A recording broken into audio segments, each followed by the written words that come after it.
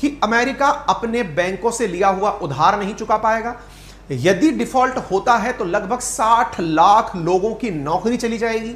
यदि डिफॉल्ट होता है तो बहुत सारे लोन पेमेंट, जो आज तक हम लोग पाकिस्तान के केस में सुनते आ रहे थे कि पाकिस्तान डिफॉल्ट हो जाएगा, पाकिस्तान डिफॉल्टर हो जाएगा, डिफॉल्ट हुआ भी है, लेकिन क्या अमेरिका भी डिफॉल्ट होने के कगार पर है? और ये हम नहीं, अखबारों की सुर्खियां कहती हैं, और अखबारों की सुर्खियां अमेरिका के वित्त मंत्री के बयान से कहती हैं। वहां के वित्त मंत्री को ट्रेजरी चीफ कहा जाता है, उनका नाम है Janet Yellen. Wall Street Journal में छपी खबर है।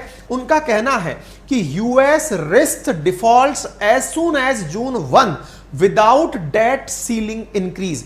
यदि हमें कर्ज लेने की सीमा हमने नहीं बढ़ाई तो 1 जून तक अमेरिका डिफॉल्ट हो जाएगा, यानी कर्ज नहीं चुका पाएगा, लोगों को नौकरी में तनख्वाहें नहीं दे पाएगा, जरूरी सोशल सर्विसेज के लिए पैसा उपलब्ध नहीं करा पाएगा। अमेरिका में अचानक ये हालात कैसे उत्पन्न हुए, आज के सेशन में हम जानेंगे। आप यहां पर अंतरराष्ट्रीय अखबारों में कटिंग देख सकते हैं। Debt ceiling, Janet Yellen warn US could run out of cash by 1 June. अमेरिकी सरकार के पास 1 जून के बाद पैसा नहीं बचेगा। साथियों, मैं आपको बता दूं, आप ये सभी खबरें अमेरिकी अखबारों की हैं, अपने इंडियन मीडिया का रेफरेंस केवल एक जगह से लिया है। New York Times, US could run out of cash by June 1, Yellen warn. ये खबर बहुत मायने रखती है, और ये जानकर के मायने ज्यादा रखती है क्योंकि दुनिया में अधिकांश देश, यदि लगभग हम परसेंटेज में बात करें तो 65% दुनिया के देश ऐसे हैं जो डॉलर में व्यापार करना उचित समझते हैं। ऐसे देशों के लिए यह बड़ा ही सेटबैक होगा। यह खबर अपने आप में बड़े ही ऐसी मतलब सरप्राइजिंग होगी कि क्या देश डिफॉल्ट करने वाला है, क्या अमेरिका अब अपने कर्ज नहीं चुका पाएगा। और अगर ऐसा हुआ तो बहुत सारे देशों ने जो अपना एसेट या फिर बहुत सारी चीजें वहां रखी हुई हैं उनका क्या होगा, और अमेरिका में जो काम कर रहे हैं लोग बाग उनका क्या होगा। ये सारी बातें जो हैं आज के सेशन में हम आपके साथ में साझा करेंगे। तो चलिए आपको आगे बताते हैं और समझाते हैं क्या है पूरी कहानी, किस प्रकार से ये जानकारी आपके लिए मायने रखती है। खबरें कुछ इस प्रकार से हैं। 15 फरवरी 2023 की आप खबर देखते हैं। US will default this summer unless Congress raises debt limit. अब देखिए, इसको थोड़ा सा समझने का प्रयास करिए, क्योंकि ये आपको इसलिए भी समझना जरूरी है क्योंकि यहां से कुछ पॉइंट्स रेज होते हैं। जैसे सबसे पहली बात, यदि कांग्रेस बोले तो जैसे अपने यहां पर पार्लियामेंट, संसद है ना, उनके यहां पर संसद को कांग्रेस कहते हैं, ठीक है ना।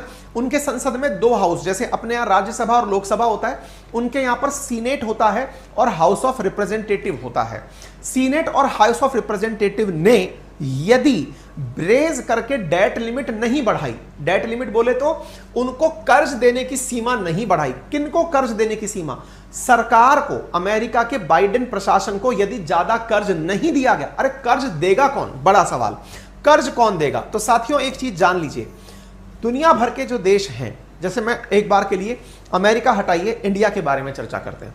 साथियों, अगर हम इंडिया के बारे में चर्चा करें तो भारत सरकार जितनी भी योजनाएं चलाती है उन योजनाओं के लिए पैसे की जरूरत होती है। जैसे मान लीजिए कि सरकार को चलानी है हेल्थ स्कीम, मनरेगा चलानी है, फ्री अनाज देना है, रोड का निर्माण कर, जो भी काम करने हैं उन काम के लिए धन की आवश्यकता होती है। अब धन एक मुश्त उपलब्ध नहीं होता है आपके पास, एक मुश्त उपलब्ध नहीं होता है। मतलब भाई धन तो रोज आता है सरकार के पास, रिकरिंग बेसिस पर है, टैक्सेशन के माध्यम से, डायरेक्ट और इनडायरेक्ट टैक्सेशन के माध्यम से, विदेशी निवेश के माध्यम से, डिसइन्वेस्टमेंट के माध्यम से सरकार के पास धन आता है। डिसइन्वेस्ट का मतलब होता है सरकारी हिस्सा बेचने के माध्यम से, विदेशी निवेश आने के माध्यम से सरकार के पास धन बढ़ता है। लेकिन ये एकदम तो आता नहीं है, एकदम सरकार को पैसे की आवश्यकता है। मान लीजिए सरकार को जरूरत पड़ गई एक बार में ही 1000 करोड़ की, 1000 करोड़ हो सकता है सेम डे टैक्स ना आए, इसलिए सरकार क्या करती है, आरबीआई से या कुछ बैंकों से या कुछ ऐसे लेंडर्स से कर्जा उठा लेती है। ध्यान से समझना, इस बात को समझने से पूर्व अब आपको यहां से समझ में आ जाएगा। सारी कहानी दोबारा से पढ़ो। अब आप, ट्रेजरी चीफ जेनेट येलन से US risk default as soon as June 1, 1 जून तक का तो पैसा है, उससे आगे चलाने के लिए आपको यह काम करना होगा। तो इधर देखिए, ये सभी खबरें आपको आ रही हैं। अगर समझ में आ गया हो तो थम्स अप कर दो, कहानी कहां अटकी है, ठीक है ना।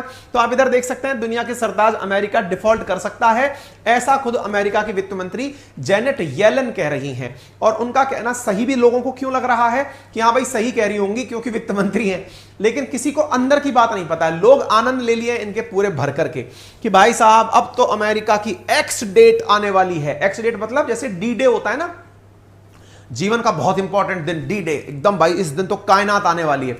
ऐसे ही भाई साहब, ऐसे ही एक्स डेट कहा जा रहा है कि जिस दिन अमेरिका हो जाएगा कैशलेस, अमेरिका हो जाएगा बर्बाद। क्यों?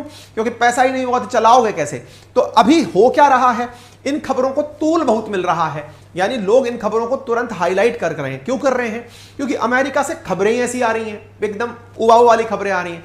दुनिया जहां एक और डॉलर से किनारा कर रही है, डी डॉलराइजेशन की प्रक्रिया चल रही है, वहीं अमेरिका से यह खबर आती है कि वहां की कई बैंक डूब गई हैं या कई बैंक डूबने की कगार पर हैं, और ऐसी स्थिति में अमेरिकी सरकार लोन देने के लिए पैसा नहीं ले पा रही है, तो साहब बहुत बड़ी दिक्कत हो जाएगी। आपको याद होगा बैंक डूबने के ऊपर मैंने आपको एक सेशन किया था और बताया था भारत के कई स्टार्टअप्स को अमेरिकी बैंकों के थ्रू फंडिंग मिली हुई है, या अमेरिकी बैंकों में फंड रखा हुआ है स्टार्टअप्स का, और वो बैंक फेल मार गई तो क्या हमारे देश के स्टार्टअप्स बंद हो जाएंगे? इस पर मैंने अंकित इंस्पायर इंडिया पर सेशन किया था, अगर मिले तो देख लीजिएगा, ठीक है। तो आप इधर देख सकते हैं nearly $100 billion in deposit pulled from bank. अब होता क्या है, आप और हम तो इकोनॉमिक्स की वो भाषा समझ गए जिसकी वजह से हमें राजनीति समझ में आ गई कि इस पूरे खेले में राजनीति है। लेकिन आम जनता को अगर यह सुर्खी केवल इतनी बता दी जाए जो न्यूयॉर्क टाइम्स बता रहा है, वॉल स्ट्रीट जर्नल बता रहा है कि भाई अमेरिका 1 तारीख को डिफॉल्ट हो जाएगा, दुनिया में क्या भाव पड़ेगा? आप एक बात बताइए, अगर आपको यह पता चले अचानक कि भारत सरकार इस तारीख को पैसे चुकाने की स्थिति में नहीं रहेगी, तो आप क्या करेंगे साहब? आप कहेंगे भाई साहब बैंक फेल मार जाएंगी, कायनात आ जाएगी, पैसा निकाल लो। अमेरिका में भी यही हुआ। इन नालायकों की सुर्खियों के चलते लोगों ने वहां की बैंकों से पैसे निकालने शुरू कर दिए। अब आप इधर देखिए, क्योंकि फरवरी में कहानी आना शुरू हो गई थी कि डिफॉल्ट हो जाएगा, डिफॉल्ट हो जाएगा। अब आप इधर देखो 24 मार्च की खबर है, $100 बिलियन का जो डिपॉजिट है ना, वो लोगों ने बैंकों से बाहर निकाल लिया। अब $100 बिलियन मजाक है क्या? $100 बिलियन भाई साहब बहुत बड़ा अमाउंट होता है, पाकिस्तान 2 बार खरीद लो आप। ऐसी स्थिति में आप लोगों ने बैंकों से जमा अपना पैसा निकाल लिया, बोले भरोसा नहीं है बैंक के डूब जाएं। तो भाई डूबते में बैंकों के पास खुद का पैसा थोड़ी होता है, वो तो एक की टोपी दूसरे के सर रख